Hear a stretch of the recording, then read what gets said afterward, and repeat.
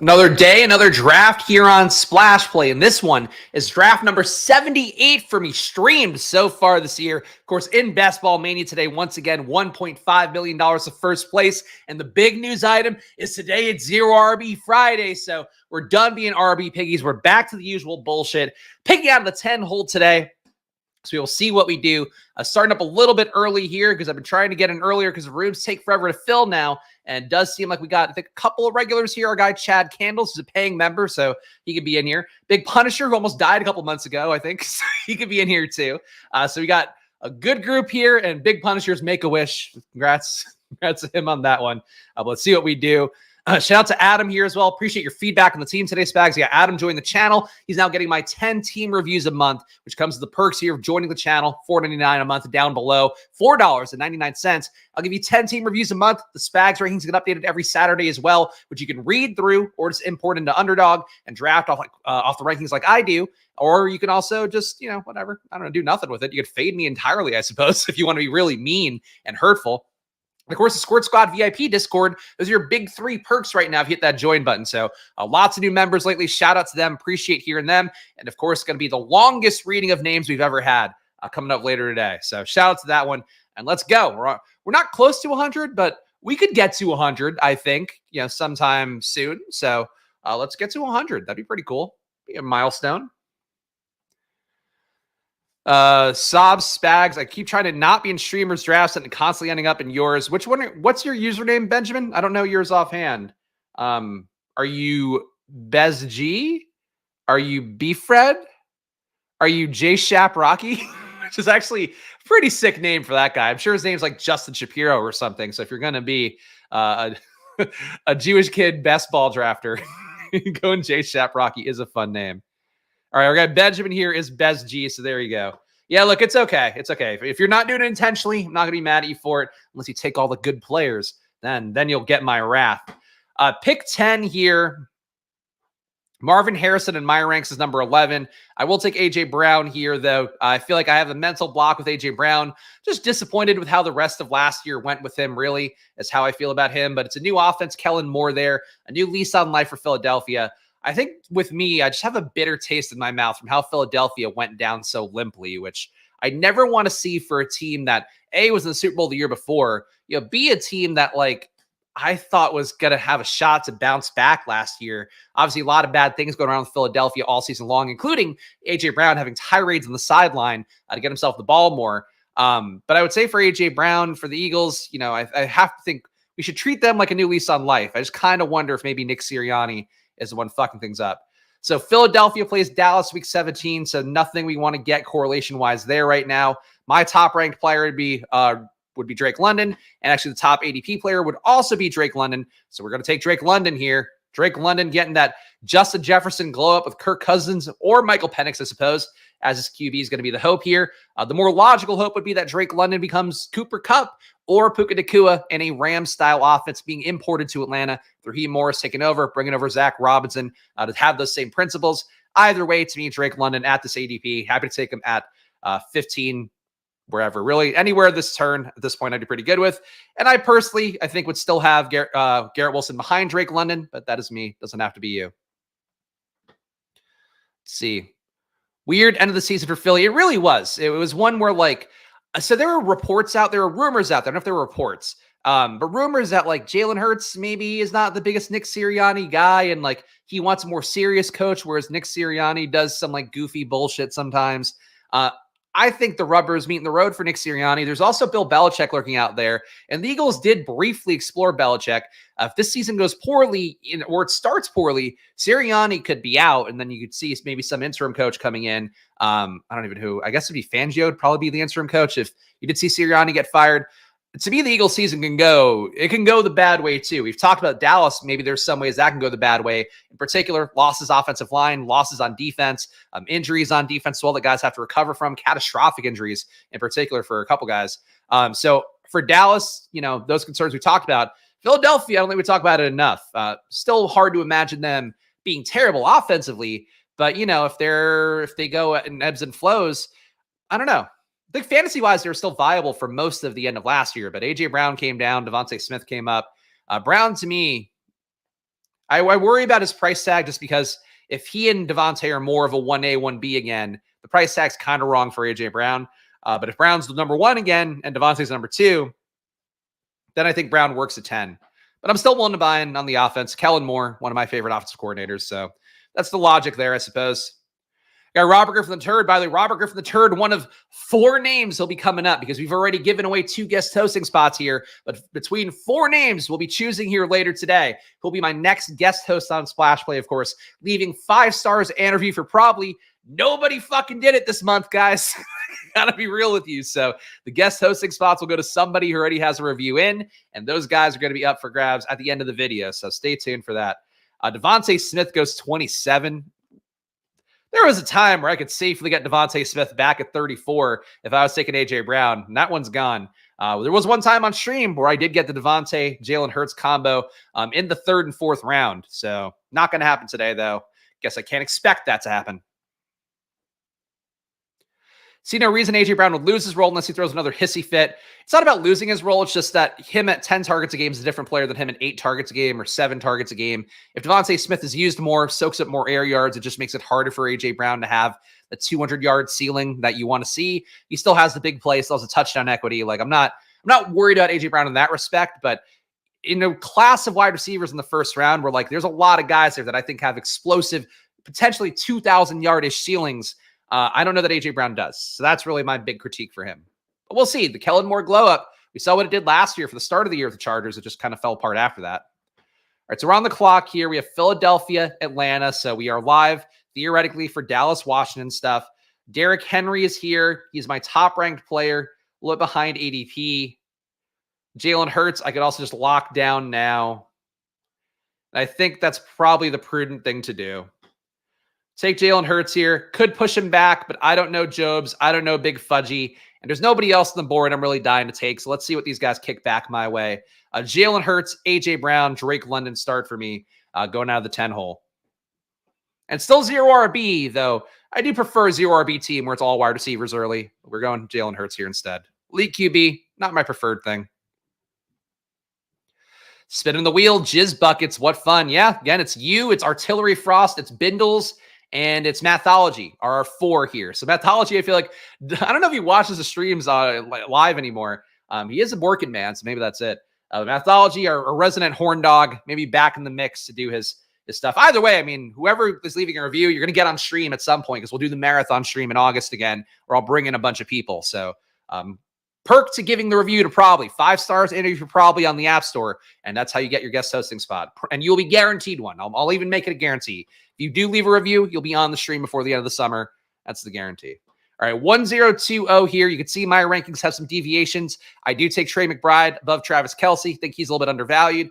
In this spot in a draft, you would have Higgins, Dell being the wide receivers to go to. Elite tight end. I mean, it is still a 0 RB Friday. Why is this locked? Okay, Jesus Christ. Lately, it's been like freezing up for me a little bit when I'm trying to star guys. I am going to take Trey McBride here. So am I making this hard on myself? Possibly. But I'm taking Jalen Hurts, A.J. Brown, Drake London, Trey McBride live for some different correlations that we can do.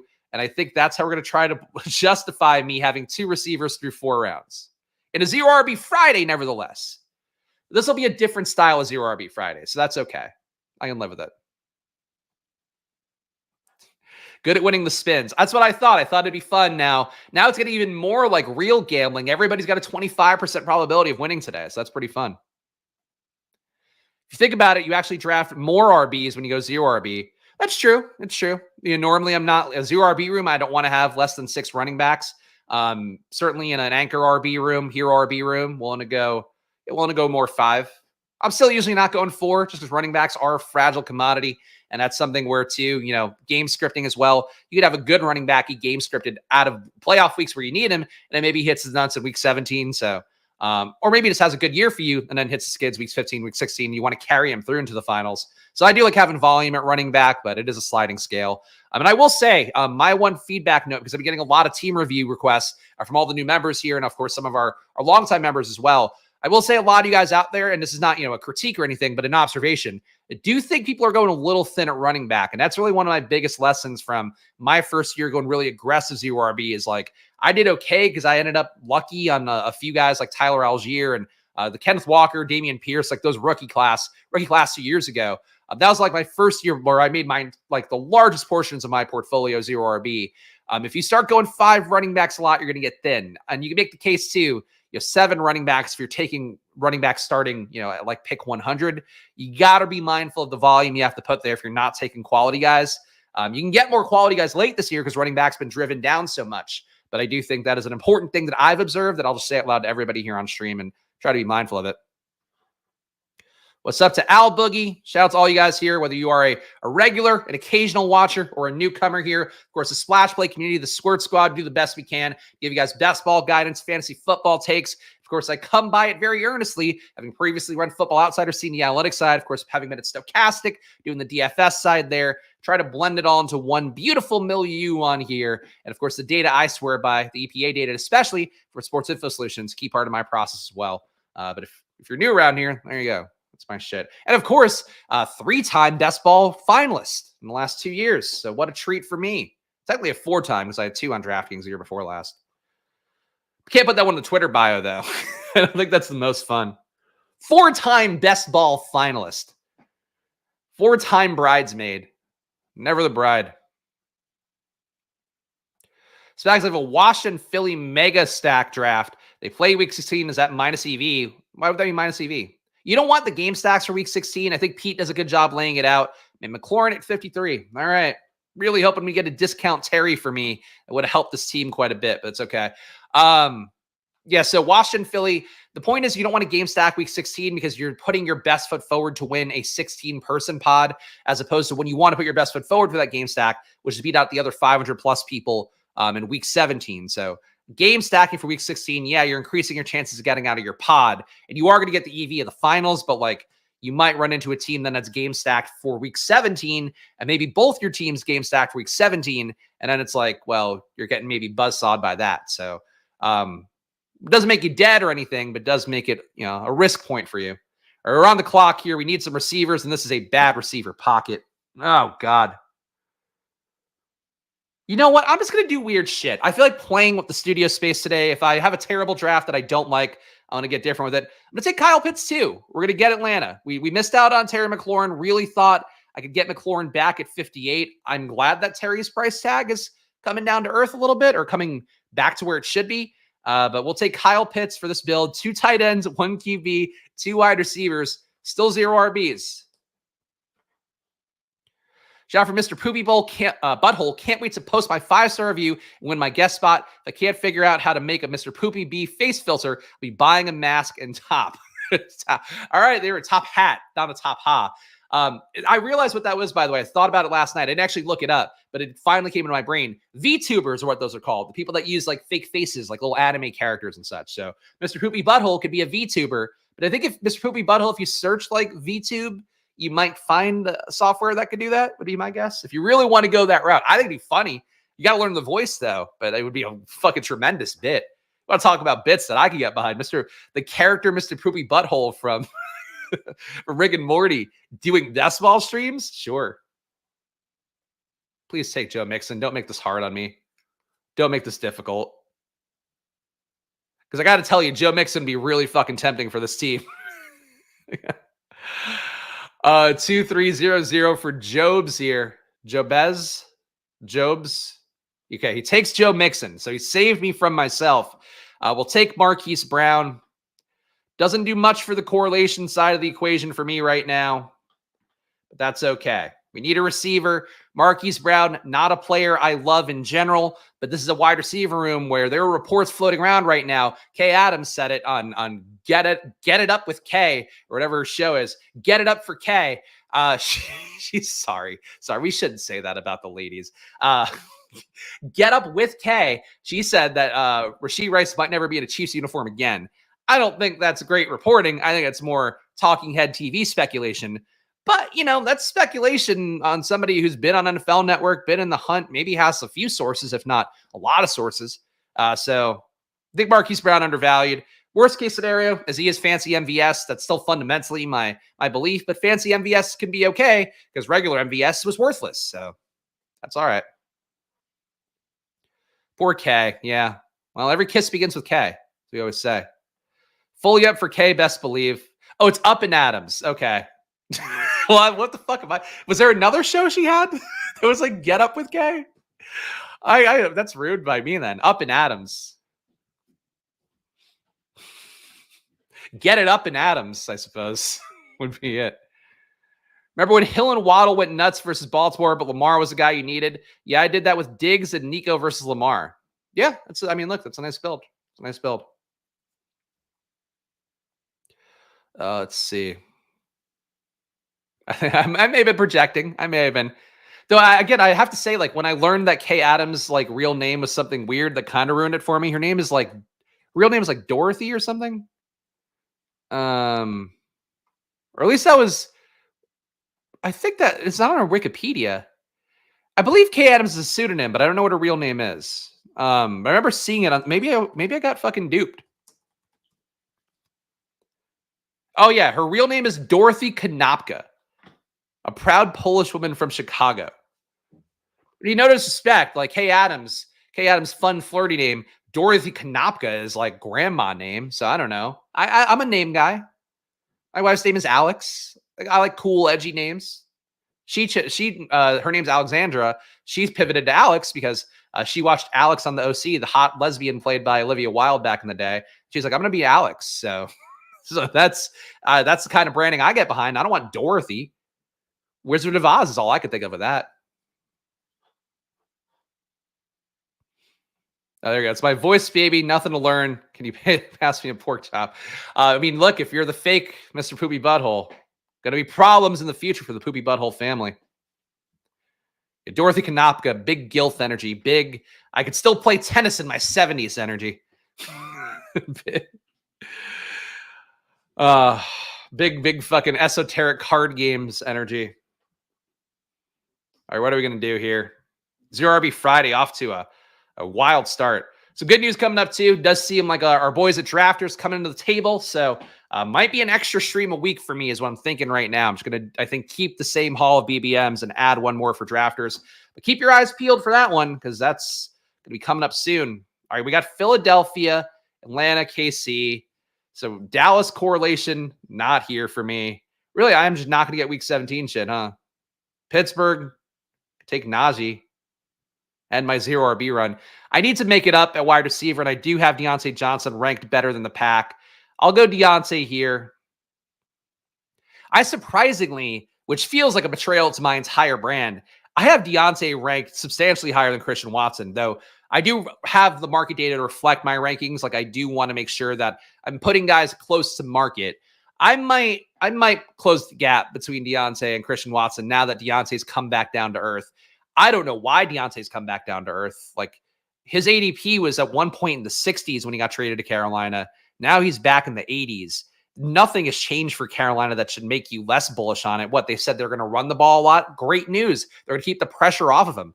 I don't get that fall for him. All right, this is an RB pocket if I've ever seen one. So we're going to do that. And I guess we can get Pittsburgh correlation for KC. Or I could take Ramondre. Backdoor Charger shit. I'm going to go Najee here. I think I get enough Swift. I take Ramondre at big discounts from time to time, but I'll take a Najee share as my RB1. Think that he's the kind of RB1 in a zero RB build that I feel okay about. Also, obviously, be a great part of like a coup of room, a group of rooms, or rather a group of running backs. But for Najee, pick 87. That price tag to me is too cheap. He should be, for Ramondre's going to the 70s ADP. Najee should probably be late 70s. I don't know that I want to rank him there personally, but that's where he should be. Oh, yeah, real high T here. The biggest T. Watson, wide receiver 1 for old Jobs. I didn't even notice that. Wow. So yeah, Jobs started Jahmyr Gibbs, Saquon Barkley, Derrick Henry, Lamar, CJ Stroud. I mean, I like the Lamar-Henry combo there, less so when you don't have any receivers. CJ Stroud with Mixon, interesting, but probably going to get bodied, you would think, by Stroud with anybody stacked in the finals if he were somehow able to make that. I don't hate the start, though. Like, Watson and Williams, not a bad start. Evan Silva, who, shout out to him, by the way, I did many years ago. Some of you guys might recall one of the first regular shows I did at Stokastic was a show called On the Contrary, which is my concept, where we did contrarian DFS picks every week. But Osmo, Evan Silva, we were on that show every week. And I'll tell you, like, I'll give you the real take of it. Like, Evan, a lot of those Saturdays was going hard the night before, showing up like hungover, like chugging Pedialyte kind of stuff. So to hear that he is, going into little rehab / health / rehab situation for himself, I would say seems like good news. Like, he's still obviously been doing great work for years as well. But like when you see somebody struggling and, or having a tough time, and it seems like that was maybe the case for the ETR guys, to see them getting help is an important part. So to all you guys as well, hopefully, Silva comes off as the most macho guy in the world, for him to be willing to talk about that on a stream and be willing to get the help, all that. Hopefully a message for somebody out there if you need it. But shout out to him. Obviously, that's a brave thing to do, especially when you are any point of the year in football season now. It's like hard to be offline at all. Big pun here against Steve. Our guy's Make-A-Wish is to draft Jaden Daniels. So he gets an AR Jaden Daniels team for himself. He's building a team that I would like to build, but can't build them in a room where people also want to build that kind of team. Instead, I'm building this fucking weirdo Picasso painting that'll hopefully be a Picasso painting instead of a child playing with puzzle pieces inadequately. Nice. Oh, there we go. Felix pops out here. When you draft Najee Harris, our guy Felix, of course, the biggest Najee believer in the world, former DK Millimaker winner, he has to give the praise, and I appreciate it. All right, 1142 here. All right, so my rank's what we're sorting by right now. ADP-wise would be James Conner. My rank would be James Conner. Do need to make it up at receiver, but I think I'm going to take James Conner here because this is a really late pick for James Conner. James Conner at 106. Trey Benson went ahead of him in this room, I guess. Yeah, Benson went at 95. I'll say it again. That's incorrect. It shouldn't be Benson ahead of James Conner. Like, that's even last year. Achane was a burner who had like a way to hit the field. He was going behind. Well, I guess no, that's not really fair.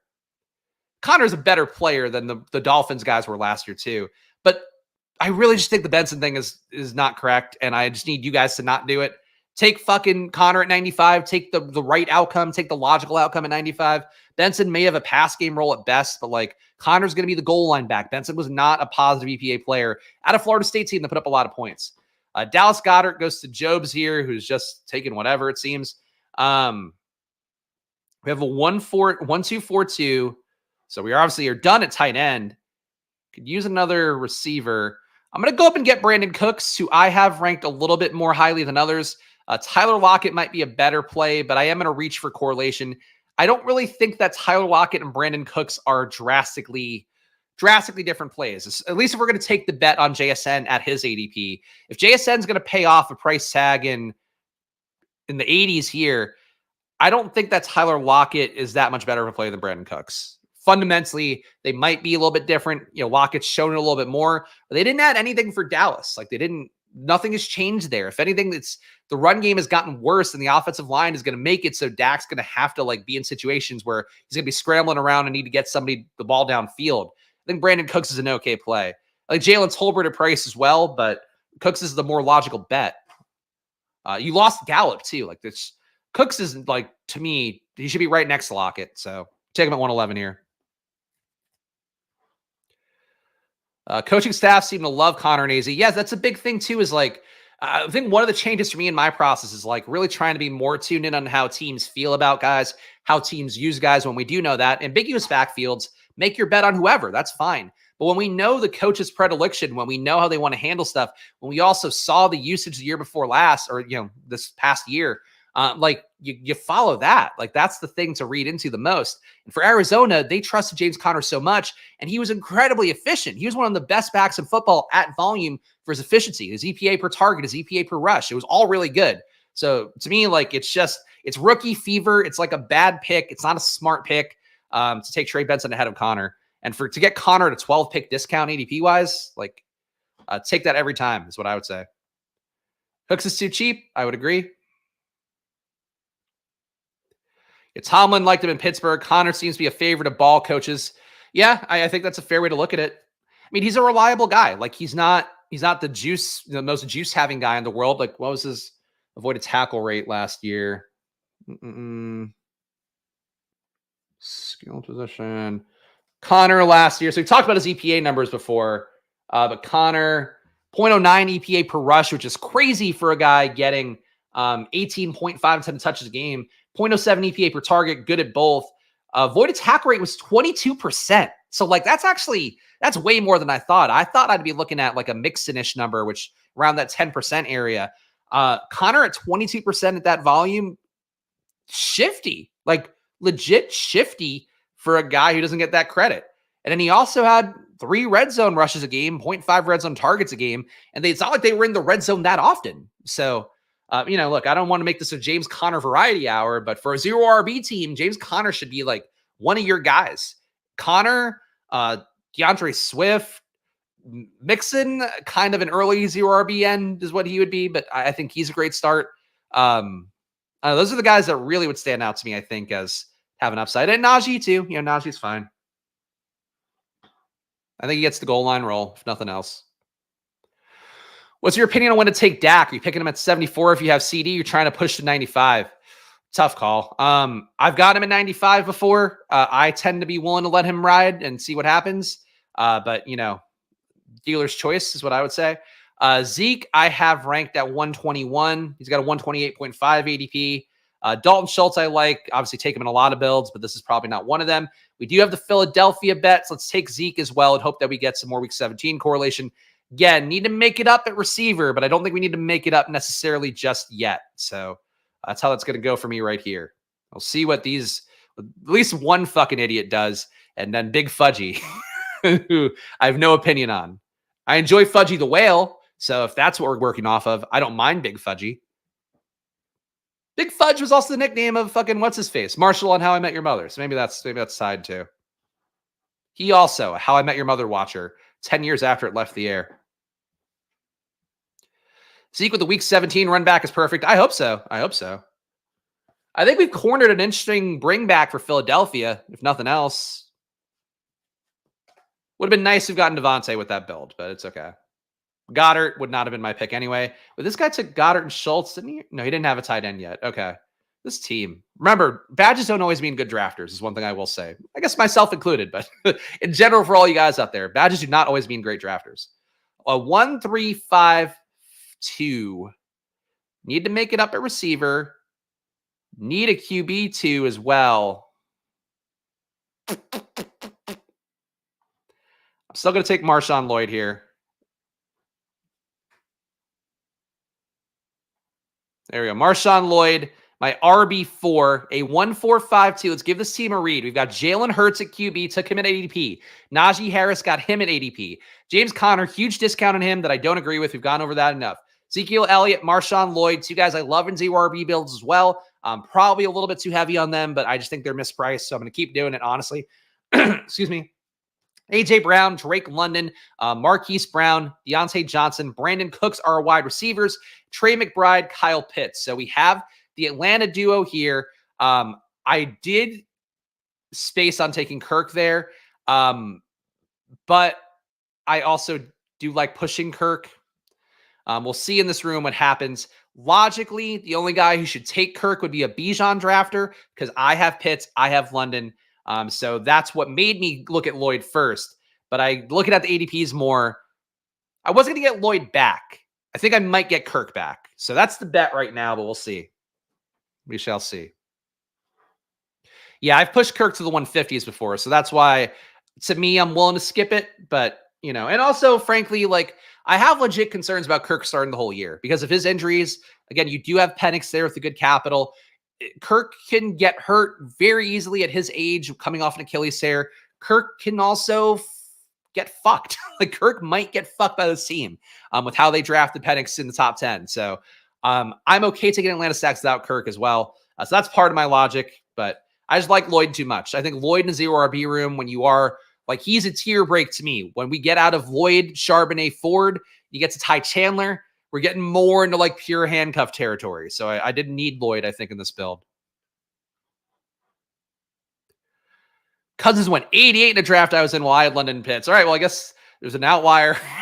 There's a contradiction to every point I make here. A few picks coming up here, guys. Ray Davis, by the way, still love that pick. I think Ray Davis should be closer to this group personally, at least for a bet right now. We'll see what happens in July and August, but he can come up 30 spots come July and August. Ray Davis can. Please do subscribe down below, guys. Hit the like button, leave a comment. Of course, now on that march to 4K subs on Splash Play with new drafts every Monday to Friday at 11 a.m. So please subscribe here. Of course, solo proprietor channel here, doing the best I can to make it work, doing the best I can to add value to both you guys as well as the community writ large. And similarly, check out my pinned tweet on @SplashPlayPod if you want to get a free Week 17 and Week 16 cheat sheet for all the matchups.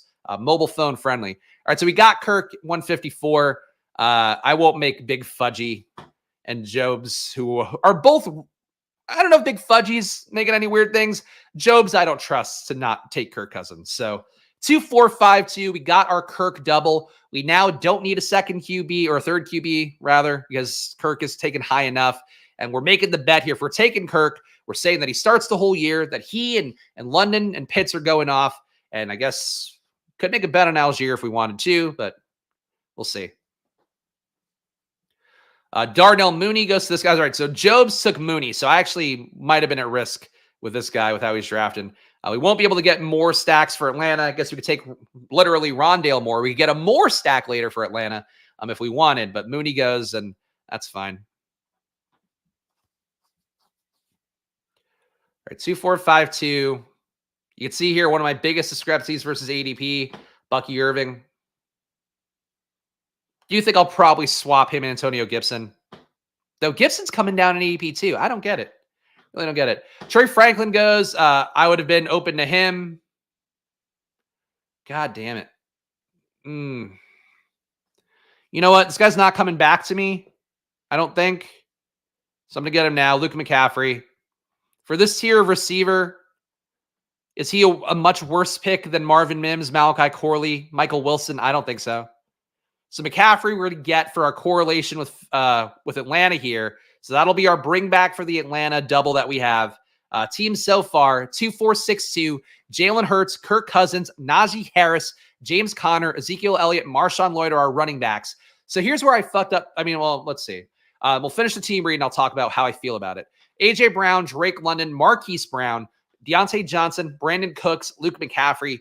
I do like the wide receiver room. Feels like we needed one more guy in here, and I would really pop.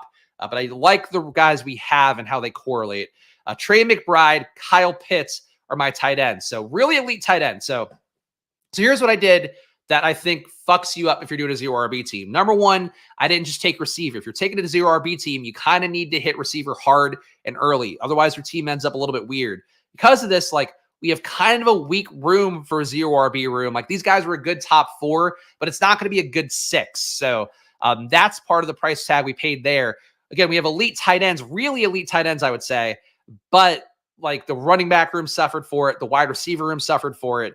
QB is fine, but we also took QB there. So that's why.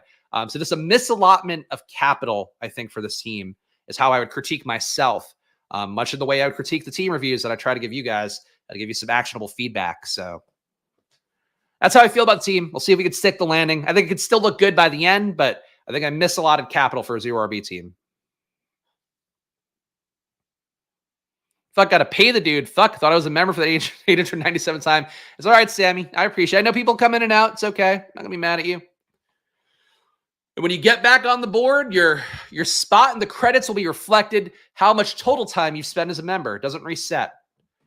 So at least when I do my reading of names, we'll do later in the video. We got a lot of shit to do at the end of the video, by the way.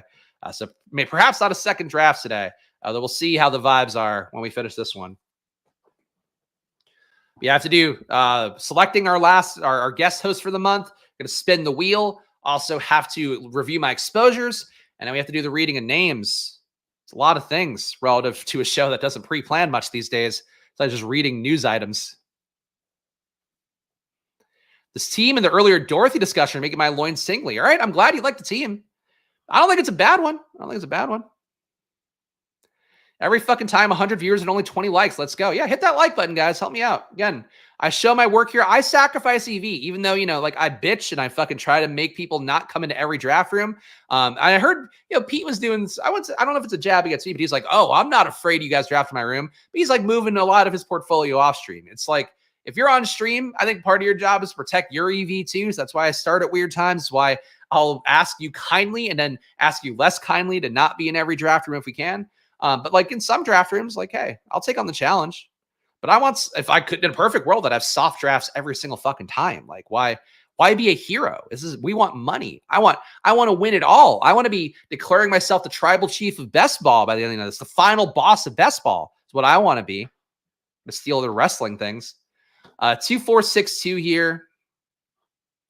I've got Zay Jones aggressively ranked because I do think he gets snaps in Arizona. Still think RB makes more sense here. Not a big Jaleel McLaughlin guy, but there's a pathway for him to have value. I will take him here at a couple spots after ADP. But a 2-5-6-2 here, my 5th running back. Would still like to get to 6 there. May not happen, but I would like to get to 6 there.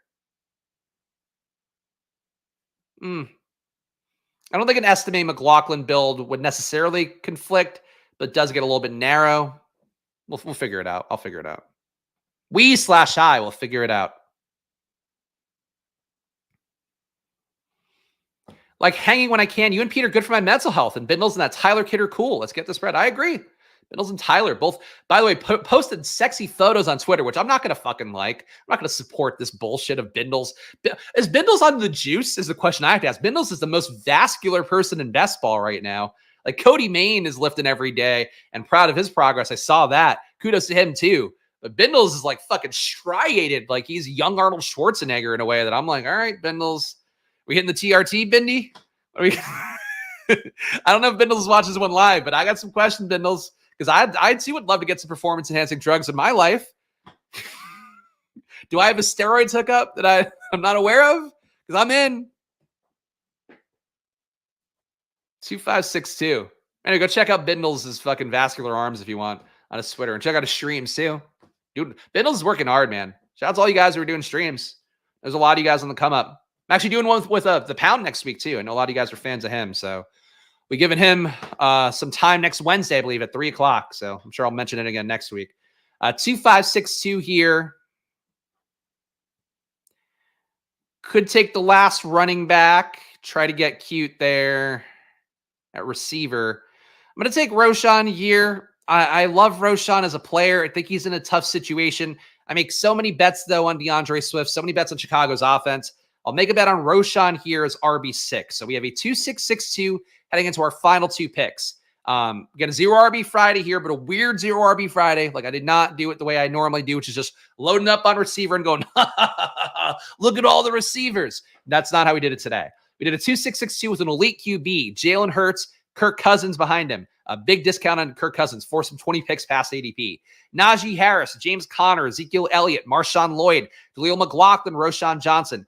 I like this as a 0 RB room for the top 4, maybe even top 5. Do you think it needs one more in here? It needs like a Jonathan Brooks. It needs a Chase Brown. It needs a Devin Singletary. It needs one more of those guys and be put over the top. But I think it's a good 0 RB room that could have been better. A.J. Brown, Drake London, Marquise Brown, Deontay Johnson, Brandon Cooks, Luke McCaffrey are my wide receivers. So we continue to bet on Philadelphia. Obviously, the Atlanta stack here. Bring back with Luke McCaffrey. Bring back with Brandon Cooks. So we're layering in, texturing in Week 17 correlation. And then we have Trey McBride and Kyle Pitts here for tight end. So very elite at tight end. And our RB room and our wide receiver room suffered just a bit because of it. That's how that went. Bobby needs a couple to fill an eliminator if anybody wants to dabble in that. You guys know the schedules now, so help out Bobby if you want to go do that. Chase Brown and Spears are big targets to me. I think they're at the end of an RB tier. Yeah, I saw Josh Norris was tweeting some love for Tyjae Spears, and I think Josh Larkey, the battle of the Joshes, I was pushing back and going, Tyjae Spears just a contingent value. I think Norris is more right on that one. I don't want to declare victors for people and made casual arguments / disagreements on Twitter. Tyjae to me is just going to be like the 40% workload version of Tony Pollard. Like Pollard got more money, probably going to give him the shot at goal line work, but Tyjae's a better goal line back. So the hope is that he can win that part over the course of a year once they realize that Tony Pollard's flaw in Dallas was on him. It wasn't on Dallas, why he couldn't convert those touchdowns last year. So I think there's a perfectly credible case for Tyjae. I think he's appropriately priced though. Like Tyjae went in this draft 120. So he went behind Javonte, behind Singletary, ahead of Gus, ahead of Chubb, ahead of Eckler. I would agree with that. This room is down on Eckler, though, but I think that's an appropriate price for Tajay.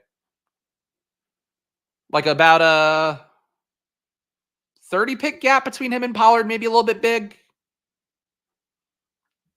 All right, we're on the clock here. 2662. Again, could use some more wide receiver. So Atlanta plays the Giants in week 16. So I'm going to use that as a tiebreaker for one of these picks. I'm going to go Jalen Hyatt here. Again, I'm not opposed to Jalen Tolbert, but I do think a Tolbert bet cuts a certain amount at Cooks. If Tolbert comes back to me, I will consider it a little more seriously. That's how I feel about that. We're going to push towards a 2682 build, which I frankly have moved off of a little bit. And I think 2682 builds are probably very important to have in your portfolio. According to Hayden Winks, the most optimal build generally across every BBM, 2682. All right, so Tolbert comes back to me here, so I can add him into the Philadelphia bet. I can also take a weirdo Eagles receiver like an Aeneas Smith type, and that might not be the worst. I'm not a big Aeneas Smith believer. What's the better bet? I could also go Rondale Moore, which honestly I like a little bit more, I think. I'm going to go Rondi. Rondale Moore, another part of the Atlanta stack. I know some people don't like triple stacks with your QB, but if you're getting into the 18th round, you add on the third guy, it could possibly correlate and give you some usable weeks, I think, especially if a London doesn't hit, if a Pitts doesn't hit. That production's got to go somewhere. It's going to Mooney, or it's going to Moore, or it's entirely going to Bijan, but I would think more likely it's going to go to Mooney or Moore. So I think Moore is a viable pick, but I want to say that because there are enough people that ask me questions about that. Final team here. We have Jalen Hurts, Kirk Cousins, Najee Harris, James Conner, Ezekiel Elliott. We have Marshawn Lloyd, Jaleel McLaughlin, and Roschon Johnson. So I've vocalized enough of my concerns about the RB room, I guess. The main thing to me is that really, if you're going to do zero RB, you have to hit your pockets right, and it does mean loading up a little bit more at receiver than trying to go somewhere else. So that's one takeaway there. At wide receiver, we have A.J. Brown, Drake London, Marquise Brown, Deontay Johnson, Brandon Cooks, Luke McCaffrey, Jalen Hyatt, and Rondale Moore. So, again, a little bit weaker here than we should be in a zero RB team, but I think we made it up in volume. Some nice little correlations. Guys, too, can give me better and best ball kind of weeks. Those were those picks. And we have Trey McBride and Kyle Pitts as my tight ends. So, look, I like the team. I think it's a very solid team. I just think there's some questions, perhaps, about how it all comes together for the final round. So, it's Friday. I do have shit to do, and we have a lot to do at the end of this video. However, we're going to do one more draft. So there are 4 spots available right now. You're going to hear me on a delay, so they might be filling as we speak. But come on in, you fuckers. Take my EV if you want. Don't take Jaden Daniels if you're coming into this room. Big Punisher just took my ideal Washington stack. But we're filling it here. One more spot left. There we go. We are filled. One more BBM draft today. Doubleheader. I enjoy the doubleheaders on Fridays. Oh, no. G-Man, who I don't think is in the chat, but is in a good amount of my rooms. Not a good drafter in the one hole. We'll see what he does. Do not recognize any of these names. Adam Capo, Hall Freddy. If any of you guys are in this streamed room, let me know. Drop it in the chat. There you go. Steve, glad you're feeling better. Able to take all the Washington guys. Doubleheader, let's go.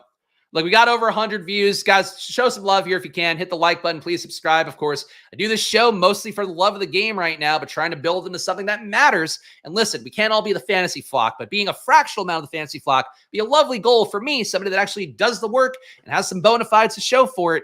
And you guys can see it, hopefully, every video. So please do subscribe here. Hit the like button. Leave a comment. Not to bash the fantasy flock today, because some of you fucking randos watch the stream might love the fantasy flock. But you want to get a different take here, different viewpoint, I'll at least back out my work every day. My takes, my beautiful takes. It's going to be a wild second draft. I hope so.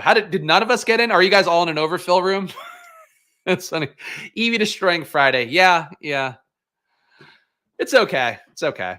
At a certain point, I need to start to pace myself more, but I saw that like Pete's like, I'm pacing myself. And he's got 25 drafts done. So I have less than that.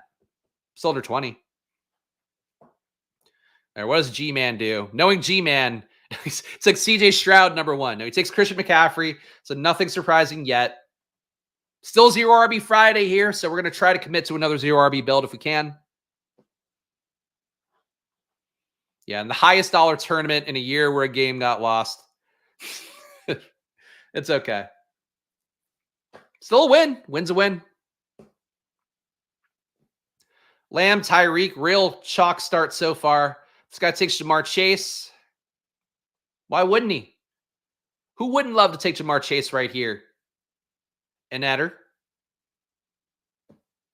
I hate people who take the whole clock for your first round pick. Do you have to think it through that much? Or are you just going to let it time out anyway on Jamar Chase? Here we go. All right, Justin Jefferson, my man's. Come on down, buddy. My favorite pick. Is he my favorite wide receiver in the NFL? He might be. He might be. Just love Justin Jefferson as a player. The one thing I'll give him some shit for, he really didn't try to get out there early last year. And he really shit on fantasy players' faces a little bit with that, where he's like, I don't give a shit about your fantasy teams. I'm going to be back when I'm 100% and feel ready to go. Like, okay, well, you could have been nicer about that. So that's the one thing I critique him for. But in terms of how he plays, in terms of the upside, in terms of the target share with Hawkinson likely out 8 weeks, maybe more, Jefferson to me, just a stone cold favorite. I'll still take Lamb above him. I'll still take Tyreek above him. I'll still have to take Jamar Chase at some point this summer. But Jefferson to me, like, he's the one-on-one at receiver in terms of talent and the ability to hit. Like, I think at some point in his career, he hits 2,000 yards receiving. I'm hoping he gets McCarthy day 1. RB piggery here. Let's bust out the GIF. It's not me this time. These guys, Bijan, Brees, Jahmyr Gibbs. Oh, I got to get Jahmyr Gibbs. I hear reports he's going to get more touches. Oh, let's get him at pick 9. Okay. Go get him, Tiger. People really, somebody asked me about it. Oh, it was actually our guy, Robert Griffin III, was asking about or making a comment about David Montgomery's workload and how Jahmyr Gibbs getting more touches would affect it. To me, I think that if you're going to start getting concerned about that, I would buy any David Montgomery dip that would come. Jahmyr Gibbs will get more pass game work. That much I agree with. And I do think he'll get more run game work in general. But to me, Montgomery still being a 15-ish touchback. Last year he was around 20. Getting to 15 would be fine. 15 and 3 red zone to 4, some games 5 red zone carries. I think for Montgomery, that's all you need. So buy Gibbs on the way up if you want, but buy Montgomery on the way down too. I just don't think Montgomery has changed at all as a play, and people are taking coach speak a little bit too much. Coach speak a little bit too much for some people, I think. All right, coming up here at pick 20. All right, Kyron is still here. I'm going to try to have fun. I'm going to try to enjoy my life a little. I'm going to take Nico Collins here. You can see my ranks on the board. Hopefully these people view those ranks differently. Everybody in the fucking world is getting Nico Diggs stacks besides me. I want some Nico Diggs stacks. Would prefer D-Mont in the 90s. He's not getting in the 90s. He shouldn't be in the 90s. He shouldn't be in the 90s. I mean, my ranks would have Montgomery. I mean, so the issue is I think Swift is underpriced, but I have Montgomery ahead of Swift and Walker. So, like, you can see how I feel about that. Of course, these are my rankings that you do get if you do join the channel down below, $4.99 a month. I mean, you can have them on screen. You can use them to draft off of, or you cannot. I don't know. Or you can just read all my blurbs for every player. It's the thing that I update every week as well. I mean, this is how I value him. I think Kenneth Walker, ambiguous backfield. There's no ambiguity to David Montgomery. Like, really. The ambiguity is just how much work is Gibbs going to get. And I just don't think Gibbs can get that much more. But we'll see. All right, G-Man here. What is he going to do? Yeah, mid-70s, early 80s, great. I'd be happy with that too. I mean, I still think he's valued in the 70s, but definitely take him for cheaper. Got to go smash some Indian food for lunch. That's an aggressive thing to do for lunch. Just the possibility of your colon falling apart in the second half of the day. Shout out Tyler. Shout out Indian food. Get your buttery chicken and such. Now, G-Man seemingly drafting a little more normally today. I feel like he's live to take Diggs here. Does. Fucking knew it. One day I'll get my sweet Nico dig stack. It's not today. 2-3 turn, by the way, Laporta creeping closer to it. At a certain point, every drafter who's got Ayuk, has Debo, has CMC is going to take Laporta. This is something to be mindful of. That is going to be this year's CeeDee Lamb, Amon-Ra St. Brown from last year, I think. Laporta's price tag, it's moving up, mostly for the Week 17 correlation, if I had to guess. He has interesting too. He had a dog shit one the other day. He had an absolute dog shit one on stream, but maybe I don't know the rest of the portfolio. All right. On the clock here, 0020. We've got Minnesota, Houston. So the logical people to grab would be Baltimore people, would be Green Bay people for Minnesota side. None of those guys are here. Chicago doesn't play them. Man, this is not a perfect spot for doing that correlation, especially on a 0 RB day. I'll go DJ Moore. Still think that I prefer him to Neighbors. It's not that far off, though. I'm happy to take Neighbors at the same spots. But Moore at 29 feels pretty good. So we have a Justin Jefferson, Nico Collins, DJ Moore start. Interesting stuff from the markets out there, too. A lot of love for Chicago in the betting markets for their win total, for their spreads. So I do think the betting markets are reflecting what I've thought from Chicago, which is that they are going to make a big leap this year from the moment Caleb steps on the field. High totals as well for Washington, even though Washington less reflected in the win column and stuff like that. But it does seem like Washington expect to be a good offense. Chicago expect to be a good team. So something to adjust your mind to a little bit is that, at least for right now, the markets are seemingly indicating that Chicago seem to buy in on in terms of expecting to have a good year, pick up a lot of wins, that kind of thing. The defense as well could certainly do that. There we go. Some nice chats here. People exchanging I love yous. Oh, good. Hope one day we see a chat marriage. Of course, we have no women in the chat, so a chat marriage between two fellas. That's the goal. Chicago Talk Radio landed on Chicago going 12-5. Just can't buy that at the moment. No, they can't do that. I think they can make the playoffs. It's tough, man. That division is like kind of stacked. Like Detroit up top, Green Bay. We saw them make the big leap. Jordan Love, I think what he showed at the back half of last year, being able to handle pressure really was the big part because he was falling apart under pressure in the first half of the year. Then he stabilized with that. All the film guys as well. It was the data and the film guys agreeing in a way where I was like, he's going to have a good run, I think, down the home stretch. He did have that run, obviously cresting in the playoffs. Now you have another offseason for him to kind of get his head even more right. And you're adding Josh Jacobs, which is going to suck some attention towards the box a little bit more. I don't know. I think for Green Bay, like they're very credible too. And Minnesota, I think, can be spunky. Like I do believe Kevin O'Connell's a good coach. I think too, if they do start, I prefer they start JJ McCarthy week 1, but if they start Darnold or McCarthy, I think he can get the most out of that guy as just a vessel to feed the offense. The defense is probably going to be dog shit because they've lost guys and Brian Flores can only do so much. Tank Dell doesn't come back to me. Would have been nice to have that, but that's okay. But yeah, I don't know. It's generally how I'd say I'd feel about it. All right, Kelsey goes. So we do get some Houston, Baltimore here with Zay Flowers. Let's do that right now. So I would have preferred to get Tank, I think, but Zay Flowers 5 picks after ADP doesn't feel bad. Shout out Bindles here, gifted a membership. Bindles crushed, the most generous man here with his vascular arms. Appreciate Bindles here doing that. Tyler Mathology and I are in a 3-way chat marriage. Oh boy, you three, Horn. I would not want to be married to any of you three, though. That's not fair. I shouldn't be mean because Tyler actually is married. Mathology is actually married. The Bindles, I guess. I don't know. I don't know Bindles' status. You guys talk about each other a lot. That's how you can tell it's a happy marriage, I guess. Peace and love to all. Shout out to guy Sammy. Sammy back here as a member. Shout out Sammy. Appreciate you doing that. No pressure on my end.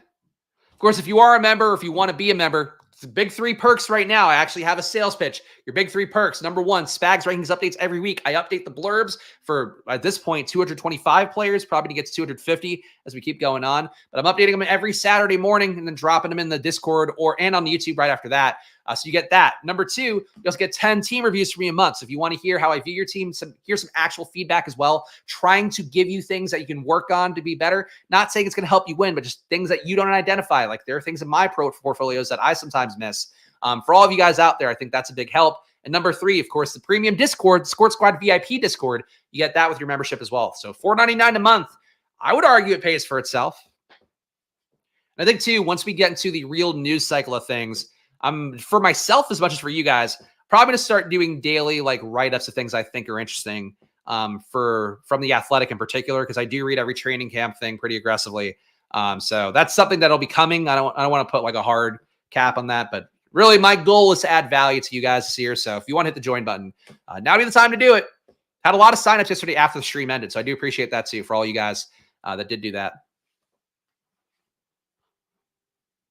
Let's see. The servicing you get for your membership is second to OnlyFans. That's true. I do service you guys pretty well by reading everybody's name, which is going to be funny if we ever actually have a successful channel. I'll be reading a fucking 1,000 names here because I'm so committed to bits that I never change. Terry McLaurin goes 51. Boy, I cannot get my boy T-Mac today. Oh, man. So it's 0 RB Friday. I know that. I'm aware of that.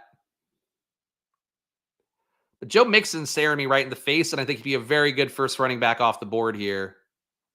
What is ADP? Are there any big followers? I could take Mahomes. No. I don't want to do that. Keenan Allen. You know, let's stick with it. I can't break 0 RB Friday. Keenan Allen, you're my pick. It's fine. Keenan Allen, you're a good pick too. Chicago double here. The issue is like I have a Chicago double, but I'm not going to be able to get a bring back from Seattle that I really like. I guess I could try to prioritize Lockett more.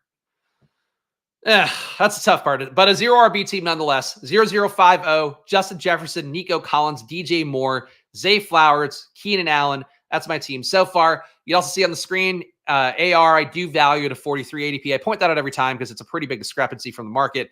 To me, he should be in a tier with Stroud, with Lamar, and Mahomes should be behind the 3 of them. That's not how markets feel about it, but that's how I feel about it.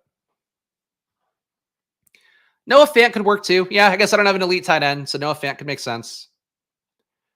Geno Fant double bringer. If I don't get Caleb, maybe.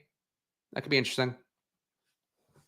I would like to start making bets on Seattle more because, like, I like Ryan Grubb a lot. Like everything I've seen in Washington, as we talked about enough on stream, like Michael Penix got the freedom just to air the ball out, which for you guys, for fantasy, for what we all want, and frankly, for a show called Splash Play, we want a guy that's going to be allowed to air it out, have a shot to hit 50-yard TDs with some frequency.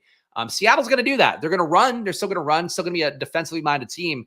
That defense isn't going to come together year one, I don't think, for Mike Macdonald. They're going to have better principles. They're going to be smarter. A lot of interesting articles about Mike Macdonald as well, how he coaches these players. There's one in The Athletic a couple weeks ago about how he handles Baltimore guys and how he actually like teaches these players more. So like safeties know what lineman responsibilities are. Cornerbacks know what linebacker responsibilities are. And I guess normally that's not the case for a lot of NFL teams. They don't teach you how it goes hand in hand and what the point of this player doing this thing and how that affects you in the secondary. So Seattle's probably going to be a better defense, but I don't think they're going to be great. So you could see a shot of them just like shooting out a little bit more because the Ryan Grubb offense is like a lot of shit downfield. I mean, Penix had, I forget the exact number, but he did, it was at least top 2 in air yards. It's either him or May. Let me look that up real fast. Yeah, Penix had 10 at air yards. 13.7 to 10 at air yards per attempt on 36 attempts per game. So yeah, he was airing it out pretty aggressively. All right, picks coming up in a few here. Let's see what we get. And also remember, guys, promo code SPLASH on Underdog. Get up to $250 in bonus cash, which they continue to tell us in ad copy. Please refer to the fact that many people are calling it boner cash because of the fact that they're getting so turgid from the fact that they now can get $250 bonus when they sign up. So don't blame me. Blame Andrew Mackins at Underdog. He keeps saying, hey, say boner cash. So get $250 in boner cash, aka bonus cash on Underdog for yourself. The promo code SPLASH. This is the new bit. This is the bit you're going to hear all summer long. So I hope I don't get tired of it, and I hope you don't either. Jordan Addison goes because I'm not allowed to have nice things because this fucker Parilla in front of me. So we're not going to go that way. We can Odunze for the 3 wide receiver correlation would be okay. Aaron Jones makes a little bit more sense for the scene. Alvin Kamara at a nice discount. But I'm going to take Aaron. I'm going to end the run. I think Aaron Jones is a good pick right here. We didn't get Addison, so we're going to make a different bet on Minnesota, but still a concentrated bet. So you want to make concentrated bets. It's the whole point of the exercise. So we take Aaron Jones and a 0 RB run. Can see them trying Hal if they like his learning this year. But I think even mid-Geno plays if they're, I mean, I just think Hal to me did not show me enough last year with the situation. Granted, they didn't set him up for success in any way, so you can't put that all on him. He's a willing deep ball thrower, which is a positive. Part of Geno's growth has been being a little bit less aggressive, being a little bit more willing to let things come to him. And as a result, he's not pressing the ball downfield as much. So that could be something they identify. I think it's something they have identified as a trait they like in Howell. But he's such a fuck up. Like, it would be really hard for him to prove that in camp, I think. I think your best shot for Howell and your worst shot for Geno is like this. The offense starts slow. They kind of just pin it on Geno because they know it's not their new, boy genius hired offensive coordinator. So then they switch to Howell, and the hope is that Howell has a good run in the back half. But that would have to be like a really bad start for Seattle then, which would hurt all the players. So like it's tough to make that bet. It's like Seattle's a bet that you got to make the bet on Geno fundamentally. Like, it has to be a bet that you're saying Geno comes on week 1. He's a brand new man, and his coaching makes him reach a level that nobody ever thought was possible, especially when he was the Jets QB. And now here he is after being comeback player of the year. He's even better. I think that's how you can kind of justify Seattle. But yeah. Or you can just not take the QB and not stack him up. Like, I think that's also fine. Like, Metcalf to me is a standalone play. JSN, Lockett, the standalone play is even 2 of them, one of them with Fant, whatever. I think that's also fine. To me, they were like, we talked about before, there's some teams where I think you're okay avoiding the QB unless you have to. I would say that Seattle, to me, one of those teams. All right. G-Man goes David Montgomery, Chris Godwin. Cool. Nothing too crazy in this room yet other than Parilla taking every player that I would enjoy. She's cut off 2 of my stacks. For what? For what? I prefer Barilla the pasta than this guy. All right. Lad McConkey on the board. Brian Thomas on the board. Some running backs that I have a little bit ranked more highly. You can see here I have more than a flip of Ramondre and Swift. I think at the very least should be flipping them, but that's me. All right, here, ADP wise, who's going to get grabbed? I'm going to make the bet on Swift here. Again, I like a big bet on Chicago. So you know that already. Done it enough times on stream. DeAndre Swift, pick 77 will be my first pick here. And then we'll see what we get on the way back. And we'll hopefully get something okay on the way back. I'm not going to say what I'm rooting for, though, honestly, I don't think he's coming back to me anyway.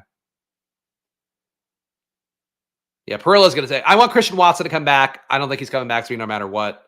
So that's going to be tough. Might be more alive to take Wicks. I probably should take more Dontavian Wicks because I want to get a bring back from Minnesota Green Bay week 17.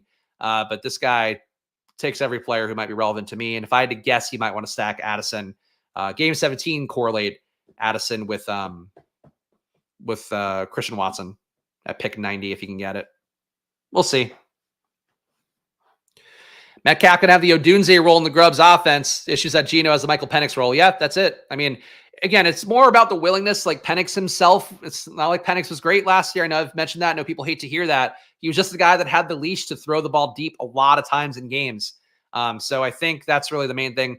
Watson goes at 82, which was going to happen. I had to make a choice. There was Swift or Watson. The thing is, like, for Chicago, I think the bet you make at running back for Chicago is DeAndre Swift. The bet you make at Green Bay for receiver could literally be anybody. I could take Luke Musgrave as tight end, and that'd be okay for that bet as well. But you can make the Wicks bet a little bit later. You can make the Musgrave bet even a little bit later than that. So that's what we're going to do instead. Love the Swift pick. How do you weigh ambiguous backfields like Detroit, Seattle, where they'll both take a run? So Detroit, Seattle is not an ambiguous. Detroit's not an ambiguous backfield. Ambiguous backfields inherently are ones where there's a new coach coming in. So an offensive coordinator coming in, head coach coming in. Detroit's not ambiguous. It's like it's going to be Gibbs and Montgomery. It's just what ratio that is the guess. So I would try to treat those differently, because an ambiguous backfield is one where you can make the bet on both guys if you want. It's one where you can make the bet on one guy that he wins the backfield. Like Miami last year would have been technically an ambiguous backfield. This year would be New England, new coaching staff coming in. Who else would it be with the new coach? I mean, I know them more in process of talking about them. Minnesota wouldn't really be ambiguous. I guess it's new guys, but we know how that falls. It's going to be Aaron Jones taking the lion's share. Washington would be an ambiguous backfield. Duh, that's one of my favorites. Those ones where there's new coaching coming in. New England would be one that, again, like I think is really valued. Like I think that one, to me, people are making the Ramondre bet like it's the same team, and it's like it's not the same team. But Chicago, technically ambiguous, but when you pay Swift $18 million, it's not ambiguous anymore. Tampa is ambiguous. New offensive coordinator who likes Bucky Irving a lot. 0250 here. I think we have to grab our boy Caleb here. Can I push him around? I don't trust that I can push him around. The bet on Chicago is too big. And I think the Odunze guy is over here as well, right? The Odunze guy is right after me. So we're going to take Caleb with this first pick here. Caleb completes the Chicago stack, a 1-2-5-0 here through 8 rounds. Caleb Williams at QB, Aaron Jones and DeAndre Swift at running back. So again, bets on Minnesota, bets on Chicago. Justin Jefferson here, Nico Collins, DJ Moore, Zay Flowers, Keenan Allen. So the Chicago double bring back for week 17 for Houston. And then Minnesota, we need to find some bringbacks, and Seattle as well. Ideally, would like to get some for Chicago as a bringback. At this point, for a bringback for Chicago, it would be maybe Charbonnet, potentially. Could be Lockett. Could be Fant. Great start to the squad. Yep. And Carolina, yes. Carolina is ambiguous, but when Brooks is healthy, it's less ambiguous, I think. But technically, yes, they would be an ambiguous backfield. Because you have, again, new coach coming in, new offensive coordinator coming in, both those parts. But they've been pretty clear. I mean, they've actually said pretty directly, it does seem like the people who are going to have roles are Brooks and Chuba. But we'll see. Miles Sanders still live there. Rashad Penny technically still live there, I guess. Hear me out, Jake Bobo. Jake Bobo was a guy that I was intrigued by a little bit last year. It's possible he could have a spike week, but like to me, like I don't like drafting the Quez Watkins types. Like that's like a lesson I learned in year 1 of best ball when I was going in heavy. It's just like you tack these guys on. You're hoping for like some kind of flimsy correlation late. You're like, this guy's good enough. And then you're just better off taking a stab at another guy who could actually have a role somewhere else. That's like the one trick that correlation can play where, the last round I was thinking about taking an Aeneas Smith. It's like, I guess you can make a bet on Aeneas Smith really making a big, leap upwards. And he's the best version of the Greg Wards and those guys that have been in the Eagles roster for a while. More likely, he's just the guy that can maybe give you one spike week game. I don't know. I'd rather take a shot at a guy who's got a regular role like a Rondale Moore that I ended up taking that draft. Just because of the fact that like you're at least giving yourself a shot for that guy to break out and have something meaningful with that role, as opposed to just occasionally hunting a big upside day. Like Bobo can't earn a role really. All right, 1-2-5-0. I probably could have pushed Caleb. That kind of sucks. Jordan Love goes. Of course, Jaden staring me right in the fucking face, just begging me to kiss him on the mouth. And Brian Robinson I love too.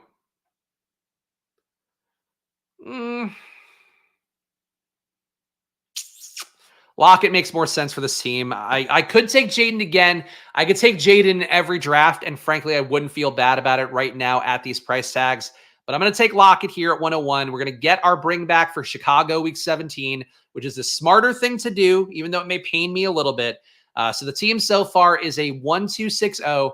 Caleb Williams, Aaron Jones, DeAndre Swift, Justin Jefferson, Nico Collins, DJ Moore, Zay Flowers, Keenan Allen, and Tyler Lockett. So we have the Minnesota guy with no bring back. If Houston correlated with Baltimore, a little bit of a micro correlation. You didn't need it, but these guys were at ADP, a little bit of a discount on Zay. Chicago double with the bring back a Lockett, and we need to get tight ends at some point. I'm all right with the team.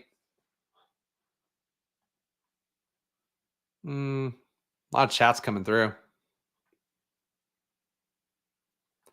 I repeat drafting a lot of Zach Wilson, Denzel Mims stacks in 2021. It was pukey. Well, that was pukey on both sides of the equation. But yeah, that was a tough time. I feel like 2021 was the year that I was also doing some Ryan Fitzpatrick stuff. And I was like, I don't know, man, the way he airs it out, I think he's got one more shot at Washington. And then he got hurt immediately. That was it. And that was my first lesson. Like, that was the year I didn't draft anywhere near the workload of best ball drafts I'm doing now. But I put in probably 20 to 30 or so. And I had gotten a little bit above the field, or enough above the field, and Ryan Fitzpatrick and Mike Davis were the two plays. Mike Davis when he left Carolina after he'd had the good year. So nobody did well, I think, with those takes. But important learning lessons for takes, though. Like, those things, to me, that's what best ball is. Like, you have this one slate every year, and it's up to you to figure out what you take away from that slate, what you learn from that slate. By the way, Kirk at 109, fucking awful pick when you know that I just got this motherfucker at 155. Don't reach for Kirk. It's one of the worst things you could do in a draft. Let him come back naturally. Let him come to 132. Like, awful pick. Awful pick. I just have to point that out. But in general, what best ball is to me, what the game of best ball is what you're willing to listen to from other people, whether it be shit like I do, whether it be the data people who I think are even more important to the ecosystem, listening to that stuff. Then how do you balance that with your player takes and all that? How do you take the things that you did last year that you did and were not all the way right? How do you fix those things in your process the next year? That's the biggest challenge of best ball, because you have only one big slate every year that takes up months. You're unable to get out of your own ass. That's basically it. And that's really a big part of best balls. See the shit you did wrong last year, learn from it. Is it process, or is it a thing that you is the process okay? Or did you just get unlucky? For things like last year, I got really fucking unlucky with AR getting hurt. Got really unlucky with Christian Watson getting hurt. Process wise though, I fucked up by taking too many rookies that did not have a real pathway to a role. So that's the kind of lessons you have to learn for yourself. 1260 here. Ugh. Pocket for running back is repulsive. I guess I'm just going to take Eckler because we need to get a running back in. I'm okay with Hawkinson. I'm still not taking him at his ADP. As you can see here, I'm at a 130 rank. His ADP is 116. I think the market's coming in right now. And actually, I would say I'm pretty confident in this because I know I've had people ask me this on a stream.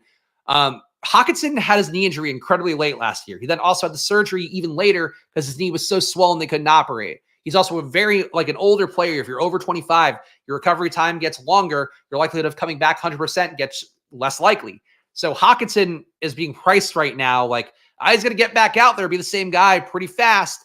And that's incorrect. He's being priced by normies in a way that's not smart. So he goes here at 119, 118. I wouldn't do it. Even with the Minnesota bet I have, I wouldn't do it. Dude in a 3 tight end build, maybe that's it. Oh, Tim. All right, we got a couple seconds for a pick here. Hey, Tim, welcome to the family. Tim Souders, Tim. I'd love to souder you in love and kisses. I don't know. So you know what, Tim? Tim Robinson, another great Tim. I don't think you should leave. I think you should stay right here, buddy, because you've been welcome to the family, Tim. Hitting that join button down below, $4.99 a month. Shout out, Tim. And welcome to the family, Tim. Thank you for joining the old Squirt Squad here. And make sure to collect your perks, including, again, syncing your YouTube to your Discord so you get the VIP Discord. 10 team reviews a month for me if you want them. And then, of course, also the Spags rankings that come out Saturday. On the YouTube community tab, as well as on the Discord too. Whew. Welcome. Welcome to the family. One of my favorite voices to do. We got the 1360 here. Zeke on the board. Schultz on the board. My ranks would say Schultz. This is a tough call because I got to make my RB room better. Schultz, to me, just undervalued a tight end always. There's going to be days where he puts up 2 touchdowns because everybody's covering Diggs and covering Nico, and Tank Dell's shot again. So Schultz, to me, still underpriced. My first tight end off the board here. 1-3-6-1 build. Give it a read. Got Caleb at QB, Aaron Jones, DeAndre Swift, Austin Eckler at running back, wide receiver, Justin Jefferson, Nico Collins, DJ Moore, Zay Flowers, Keenan Allen, and Tyler Lockett. So Chicago, Seattle stuff, Baltimore, Houston stuff, and then Schultz as well. More part of that Baltimore, Houston stuff for week 17. All right, I'm going to drink water. It's been an hour, 15 minutes of me yakking away.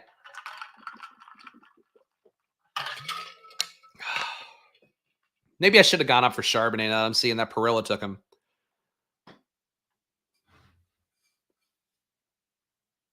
Yeah, that would have been a better. I like Houston too much. I think that's part of my blind spot. Whenever Schultz is here and I don't have a tight end, I'm leaving rooms with Schultz for the most part. I do like Charbonnet, though. Charbonnet would have made sense for this build with Chicago, Seattle. So that's a fuck up on my part. If I could do that one over again, I would reach for Charbonnet because he wasn't going to come back to me. It's on me. So it's going to happen. It's going to happen. Ranking Tim's. Tim Souders over Tim Robinson over Tim Burton. Okay. I can't think of another Tim. That's got it. I guess the show The Life and Times of Tim that was on HBO. I did love that show. Though he's not a real guy. He's animated. I don't know if we can rank animated people unless. I have a cousin named Tim who's had some drug issues. I think he's doing okay now. He's out in LA. Oh, yeah, Tim Allen at the bottom. Yeah, he's a snitch and a coke fiend. And also, I think, vaguely abusive to people, too, maybe. Did like the character, Tim the Toolman Taylor. I like Tim the character. I think the human Tim Allen is a bit of a piece of shit. But Tim the Toolman loved Home Improvement. I don't think so, Tim. All right, thanks, Al. That show was just like, oh, fucking wait. This guy, Perilla, like, if he's in the fucking chat, I don't think he is. If he is, fuck you, Perilla. You are my least favorite person I've fucking drafted with in a minute. Takes Wicks, so I don't get Wicks back. We'll take Marshawn Lloyd for the Green Bay correlation instead. But he's taken fucking 3 guys that would have made my team significantly better and more fun. But we'll survive. But what a fucker. 2 picks before me. He's taken Wicks. He's taken Charbonnet. This was after me. So that's on me. Took Smith and Jigba, who was relevant to me. Took Addison, who was relevant to me. Meanwhile, he hasn't even fucking stacked his own QB, I don't think. He hasn't stacked his own QB. Ugh. Perilla. Really learn to hate people in these drafts. Really, it's like the biggest thing of best ball. Like I think it's logical to not have a chat in drafts, even though Drafters does it. There's really no issues there. Nobody even uses the chat. For Underdog, though, I would really be like, what the fuck, man? Like, fuck off. But it's okay. It's okay. I think my team still works. I just, a couple of missteps / losing out these guys. Tim Buck. You know, there's more Tims. Tim Curry. Fair enough. Tim Patrick. Tim Patrick needs to fuck off. I legitimately don't like Tim Patrick because right now he's blocking Troy Franklin from achieving his true glory, though. Not worried about that one. Big Troy's going to come through. You wouldn't want to chat on Underdog, honestly. You don't want to know what's in some of these fucking people's brains. It would be so toxic. Actually, so like one of the things I do, there are like 3 passions I have in life, really. I guess I don't know if that's true, but there are 2 things I spend most of my time doing.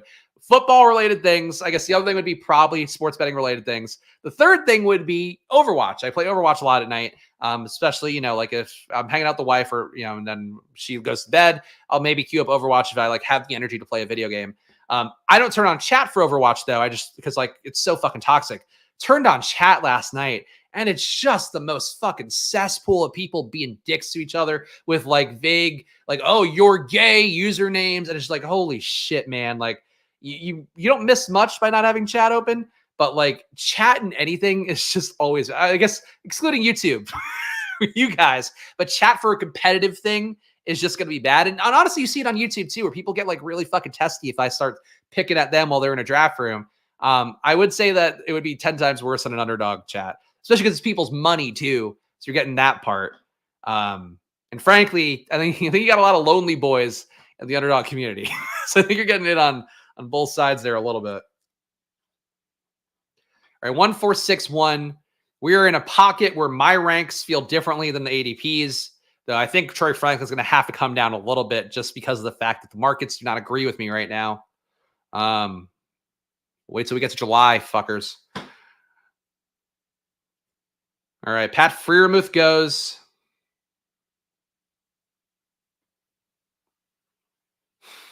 Do I set up another stack? I think I have to.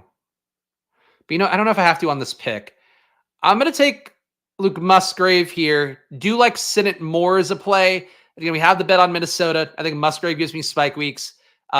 Schultz to me, enough of a floor ceiling guy that Musgrave, we can live with this as a 2 tight end build, I believe. So that's what we're going to do right now.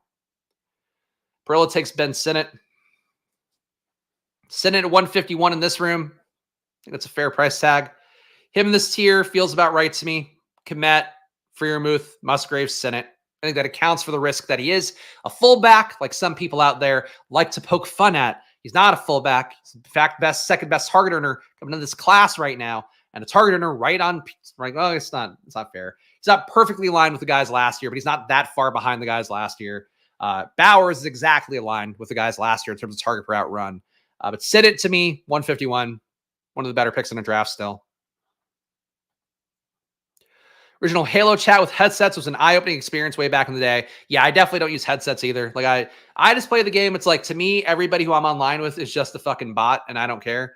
Not the right way to play, especially for a game like Overwatch, where there can be some advantage if you worked. Like if I had people I played with on the regular, like if my best friends played the game, I would care about it more. But in general, you'll find in online things where there are competitive components, people are it's gonna bring out the fucking worst in people in a lot of situations.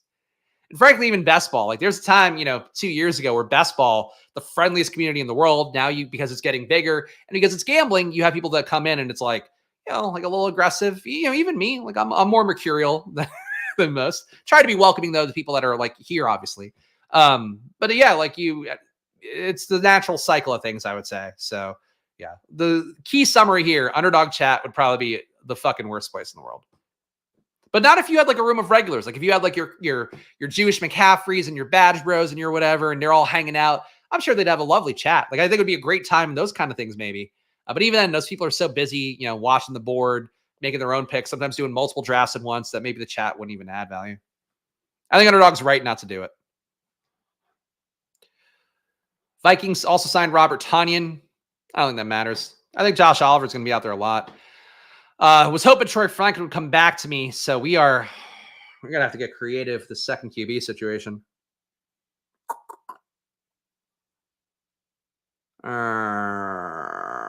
I really don't want to do a Geno stack.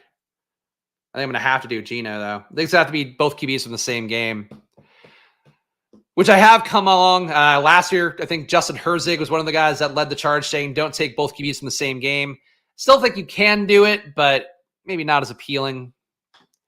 All right, we've got, it's just we only have Seattle. Every other QB is taking. I guess we have McCarthy. You rely for JJ McCarthy. Let's focus on that. All right, ADP wise, it would be Dobbins, Gibson. I'm gonna go Gibson here. Just fleshing out the RB room here. He'll be my RB5, and we're gonna punt the decision on QB2 later. Might be a 3 QB build, but at least a 2 QB build. And I got to remember to take McCarthy when appropriate. Probably next pick. Don't trust McCarthy to come all the way back to me, unfortunately, for this turn. Like 173 to 188 would be a lot to ask for JJ McCarthy to fall. I like Ray Davis in this build. Again, well, he went the pick before mine, so couldn't get him anyway. Probably would have taken Ray Davis over Antonio Gibson, though, so I agree with that. I've got Ray Davis ranked in the mid-150s and Gibson in that same range as well. I like the bet on Davis, though, because actually, honestly, the bet between Gibson and Davis is not that different. It's really, for Gibson, it's an ambiguous backfield bet. For Davis, it's a bet that he becomes the goal line back for Buffalo when they didn't want James Cook to do that last year. Fuck! Why the... Okay, McCarthy goes the guy with Hawkinson. So he's going with a player he's not even going to play with for most of the year. Oh, fucking Christ. Okay. We're locked into Gino, I think, now. Okay. Twisso, shout out to Twisso here. Twisso, welcome to the family here. I'm getting very dejected by these people drafting around me, but you have been a ray of sunshine here. You've twisted my heart back together, Twisso. So thank you. Welcome to the family, Twisso. And fuck. Yes, that's annoying. It's very annoying. Oh, God damn it. These two guys here. This fucker.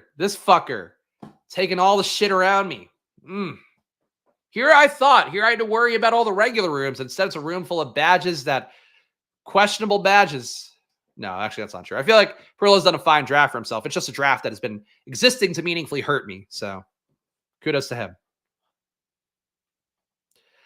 This would be the perfect time to say something in the theoretical chat. Yeah, here's what I would say. I'd say, fuck off, you fucks. That might not be the only F-bomb that would come out. And I don't use that word very often. That's what would come out. That's what happens. The tilt. Tilt's too strong. Mamma mia. What did I do? What did I do to deserve this besides everything? What if I didn't deserve this besides the consequences of my own actions? All right. 1562 here. Gino's on the board, and I really don't like him that much. And I kind of just want to roll the dice and see what happens at this point.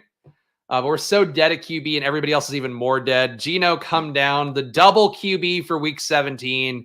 I don't like it, especially with Gino, but we got to get a QB in. So we're now making a bet that Seattle's going to go off this year, and it doesn't include DK Metcalf. They're going to go off with their 33-year-old receiver who was almost cut because he had to renegotiate his contract.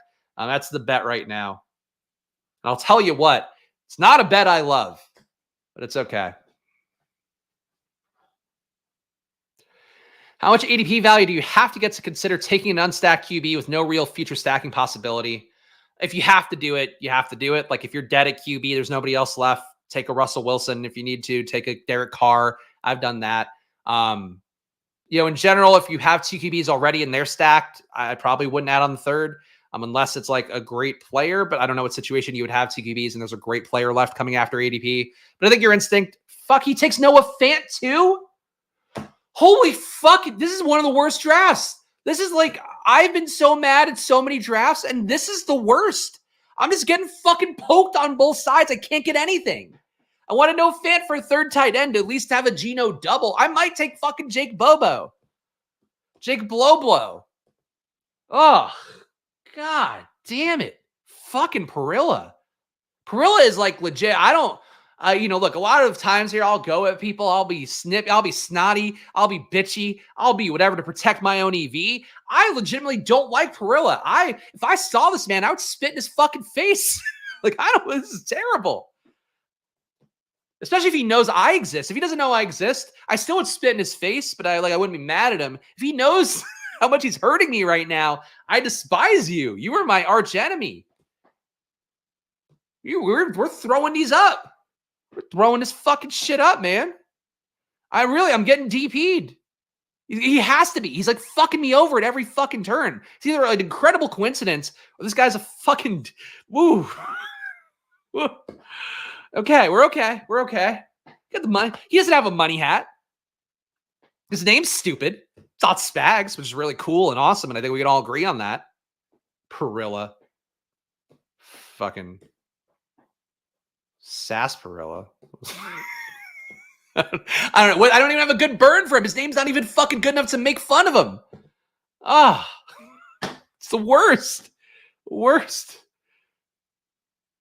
Happy to do it, John Steph. Appreciate it. Look, I try to do it all here. Try to make it all work. I'm living the process. Yeah, he's taking guys I liked last year. He's taking Roshan. This guy's in my own brain. Is it me? Am I drafting against myself? Is Perilla my Tyler Durden? That's how I'm feeling today. Motherfucker. 2562.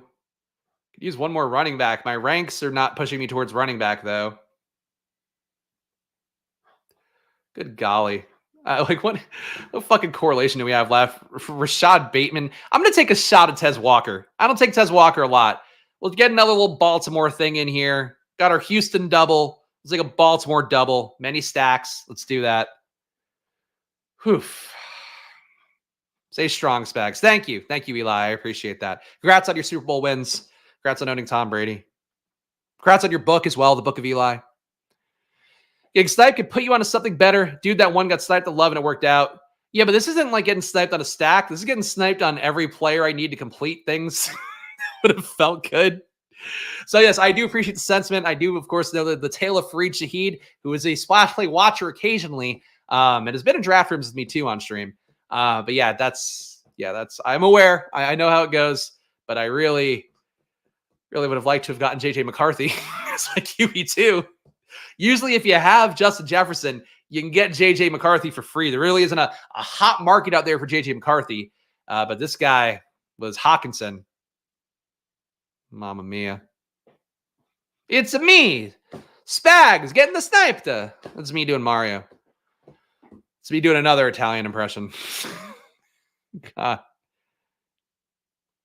Yeah, second. You know, Michael Thomas, you're a fucking walk in the park compared to what I'm experiencing. Michael Thomas, my best friend. Again, Michael Thomas paid me money for 2 months, so you're firmly in my good graces compared to Parilla, who, again, if he were on fire, I wouldn't spit on him. If he weren't on fire, that's when I would spit on him. That's how I feel about Parilla after this draft. And the other guy I took JJ McCarthy to, I'd poke him with a sharp stick if I could. I'd slap him in the face with my penis. That's what we do, right?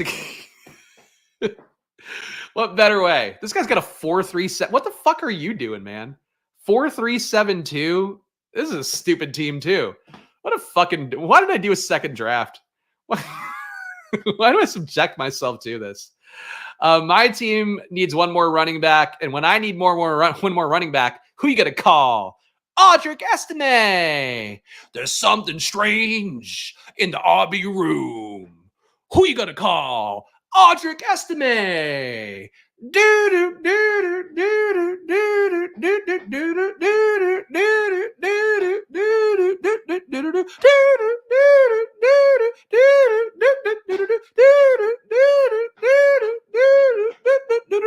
right. And let's give the Seam read, huh? Now we've sung the Ghostbusters theme to Audric Estime. Thank you, Bendels. Thank you. Woe is coming to the show to hear the first words. I'll smack him in the face with my. Thank you, Kyle. Thank you, Kyle, representing what the real experience is right now. Splash play. We have a 2-6-7-2 build right now. Caleb Williams, Geno Smith, Aaron Jones, DeAndre Swift, Austin Eckler, Marshawn Lloyd, Antonio Gibson, and Audric Estime. The Ghostbusters, man, Audric Estime. Justin Jefferson, Nico Collins, DJ Moore, Zay Flowers, Keenan Allen, Tyler Lockett, Tez Walker, and Dalton Schultz and Luke Musgrave. So, look, we've made the team work. It would have been one of my better teams if I didn't get prodded on both sides, if I didn't get DP'd this entire time. But we survived. We'll be okay. Shout out Bindles here. Gifted 1 Splash Play membership. And I think, did it go to Benjamin here? Did our guy Ben? There we go. Shout out Bindles. I need a hug. I do need a hug. I'm cut off. Cut off from what? From fucking getting sniped? I hope so. You're cut off from being tortured here for fucking 50 minutes straight for being in a saw trap. We are still going to do my exposure check at the end of this one. And we also are going to do the guest hosting spot. Going to spin the wheel. So stay tuned. More to come here on this marathon stream. It's funny. Like the first draft goes by so fast. And I'm like, fuck it. I could do one more. And the second draft ends up going on forever. And literally just me being fucking manhandled in a room. Just tossed around by fucking Parilla. Normally, you'd be happy for that kind of treatment or paying extra for that extra treatment. Yes, unless you're Robert Kraft. I mean, Robert Kraft, I'm sure he pays extra sometimes. Shout out to Bindles. I appreciate Bindles' generosity. Appreciate all the new members as well. You guys are fucking stuck with me now, I guess is really. We have a 2-6-7-2. I hate it all. There's nothing left to take with Geno at this point. correlation-wise. You know what? We have the Chargers who play New England in week 19 or week 19. Fuck. Week 17. I'm falling apart. I'm so flustered by how I couldn't get anybody. We're going to correlate Brendan Rice with Antonio Gibson for week 17. What if the Antonio Gibson, Brendan Rice correlation in week 17 was what I needed all along? What if me getting sniped this entire draft was all to set me up for this one moment where I take Antonio Gibson and Brendan Rice together? That's got to be the hope. That's the story we're telling here. The story this team is telling is I'm a fucking something that we don't say anymore in 2024. It starts with an R. Final team read: Caleb Williams, Geno Smith, Aaron Jones, DeAndre Swift, Austin Eckler, Marshawn Lloyd, Antonio Gibson, Audric Estime, Justin Jefferson, Nico Collins, DJ Moore, Zay Flowers, Keenan Allen, Tyler Lockett, Tez Walker, Brandon Rice, Dalton Schultz, Luke Musgrave. That's the team. We finished it. There we go. Before the window changed. Let's see if I can get my exposures. My weekly exposure review here. So this will show 21 teams. Let's see if we can get it to include the last one. Great community a part of. I appreciate that. And I appreciate all you guys who are part of the community. Here's all my teams, it looks like. Let's filter just so we're not including my one puppy here. Top exposed guys right now. Terry McLaurin, 50%. You guys know I love the bet on him. He has never had a good QB in his life. Now he gets Jaden Daniels, who's been one of the best deep ball throwers that I've seen. And I think including reviewing guys in the past when I was doing articles for Football Outsiders. So McLaurin, my top drafted guy right now. Marshawn Lloyd right there with him. Two different plays. Lloyd, to me, different than the rookies last year. He's got a path to a role. They've already been talking about his role. He's actually got a shot to win the backfield, I think, over a course of a year. Jacobs, by the way, functionally on a one-year contract. They can get out of it after 1 year. So that's part of it. But Lloyd being the Tyjae Spears, to me, he's too cheap going in the 150s or 140s right now. Jaden Daniels, 41% of him. It's going to come down. I don't want to have 41% of him necessarily. Price tag right now is too low. I think it's going to come up throughout the summer. Really going to come up come training camp. So Jaden Daniels right now, 41% stand for me. Troy Franklin, another 41% stand. Then Ben Sinnott tied with Dalton Schultz, my two tight end bailouts. Definitely a tendency that I'll have to break at some point there. Top 5 QBs, Jaden Daniels, number 1. Bo Nix, a good amount behind, but he's free. I do like taking free QBs. I think if you are taking free QBs, Bo Nix is this year's CJ Stroud, where the pass catchers are late. Bo Nix is late. They can get you out of a tough situation. New England is that too, but Drake May might not start the year. Bo Nix will start the year. Caleb Williams, another bet on him just came through. We got 18% of him. He's tied for number 2. Kirk Cousins, I'm shocked to see, is actually, you know what? My number 4 goes deep. Cousins, JJ McCarthy, Bryce Young, Kyler Murray, AR are tied for number 4 for me. And at number 5, I go flat at QB exposure. I think that's the way you win in BBM or in general in best ball. So a lot of guys here at $50 are my 5th highest drafted. Goff, Levis, May, Gardner Minshew, Jalen Hurts, Dak Prescott. There we go.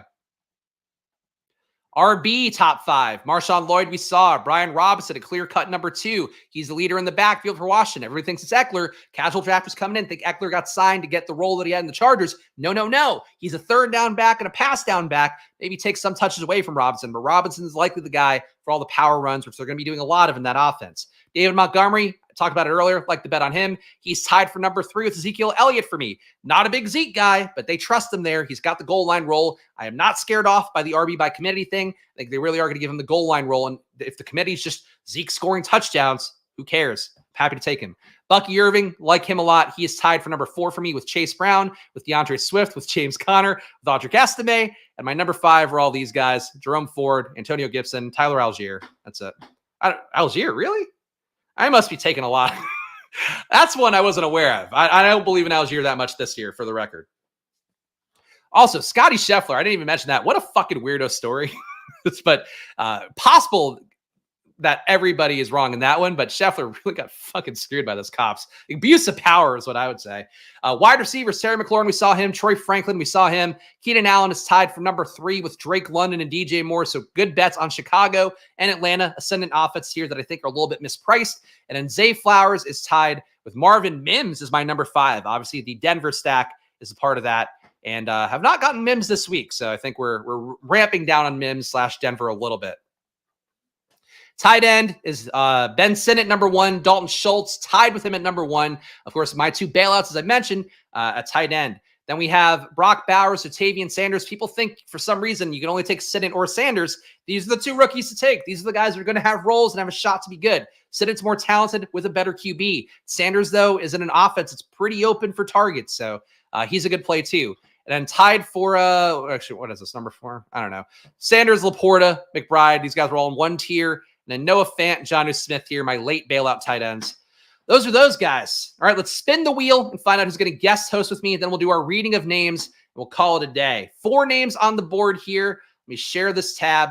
We will see. Will it be Mathology? Will it be the very generous Bindles, who I would say deserves it after his showing in here? Also, again, his vascular arms. Will it be Robert Griffin III? Will it be our newest member, Artillery Frost? Let's find out. It's spinning. It's spinning. Karma pays off. Bindle. It's an easy one. Bindle's our next guest host here. Of course, if you want to be the next guest host of Splash Play, check the pin comment down below. I'll leave the Probably App Store link there. You get a 7-day free trial of Probably, my sports betting app, which uses market data to help you make better bets. But also, leave 5 stars interview on there. You can then be entered to win our next guest hosting spot on Splash Play. W Karma. Really, that's it. Collusion. Let's go. Shout out Bindles. All right, Bindles. I'm excited to have you on. And then the reading of names, the final part of our journey. Let me go full screen for this one. Oh, my goodness. A lot of names on here. All right. Do we have anything fun to do here? I'll just do the welcome to the family. Here, let's put the hat on. A couple people have signed up here off stream, so I couldn't do the voice for them, so they get the voice today. Robert Griffin III, Historical Anomalies, Matthew Emerson, Tyler, CLN, Methodology, Rupesh, Willis, Ivan Black, It's Just Port, Mark, a.k.a. Tony Mark, a.k.a. Io, Rob Van Natten, Brandon Wagner, Consigliere. Of course, we need a Consigliere in this family, and we got one. The best, I'd say. Aaron D, Nez, Jake Twitchell, fucking Alpha, Mr. Hey, I am the K, Mr. Hey, I am the KY, Kevin Castro, Lateralis, Lunchable Connoisseur. I like the one with the pizza, but any Lunchable could do. Give me that Capri Sun, baby. Put a little vodka in there. Let's have a time. Short Gamer TV, Carlos Manzo, Felix Castro, Chunk the Deuce, Gabe Davis, Bindles, Frankie Frank, Nolan, Thomas, Spurious News. We don't like our news to be anything but spurious. We want it to be scandalous and spurious. Laces out, Mr. TD, Jay Strez, Kent Lewis, Jeff F, Craig B, Recipes with Reed. The best recipes that I know are with Reed. Body Bag Jones, Who's Your Devo? Jason Neff, Michael Thomas, not the one who's got no job in the NFL, but the one who contributes here every single month. Steel City Blue, Thomas Avery, W for Omega, Tanner Wise, Finkelstein, Shit Kid, Tyler Loesch, Mike Robb, Sip, D. Will, Chris, great name, Artillery Frost, Ben Bauer, Zap, Mike Rickle, D. Owens, Cody Funk, the funkiest boy in town. Who got the funk? He got the funk. Cody Funk, that is. Meatwad, a.k.a. my pal Meat. OG1 Kenobi, Kyle Zoo, Phelan Moosey, a.k.a. Bombadil, paid his penance, and now he's one of my best friends. Nick Stevens, DQ, Touch of Green, Justin Dupeglasser. I've not said that name out. Justin Dupeglasser. Eric Macklin, Byborg, Byborg, Adam, and Mr. Poopy Butthole. You've all helped me put the show on this week, and I thank you for it. And of course, you too can get team reviews, can get that fucking lovely reading of names and more here. Of course, Spags rankings coming out tomorrow. And what's the other perk? 10 team reviews a month, and then the Discord. That's it. That's the big 3. You get that if you hit the join button down below. $4.99 a month. You also help me put on the show here, of course, as an independent proprietor trying to make it work in these tough YouTube streets. Similarly, please do subscribe. Please hit the like button. Please leave a comment. Shouts to chat for a fun time today. And also, can I zoom in even more on myself? There, I'm gonna put real close to the camera. Hey, Perilla, you're a fucking piece of shit, man. And I really hope you have a bad weekend. For the rest of you guys, though, I hope you have a great weekend. And I really do appreciate you coming along for the ride. But seriously, fucking Perilla, man, you are one of the worst people I've ever come across, man. If I ever fucking see you, it's a fade on sight, buddy. It's going to be fucking over. It's going to be fucking over, Perilla. All of you, though, have done a great job today, and I appreciate you. I'll be back for more. See you guys on Monday. Enjoy your weekends. Good luck. Bye-bye.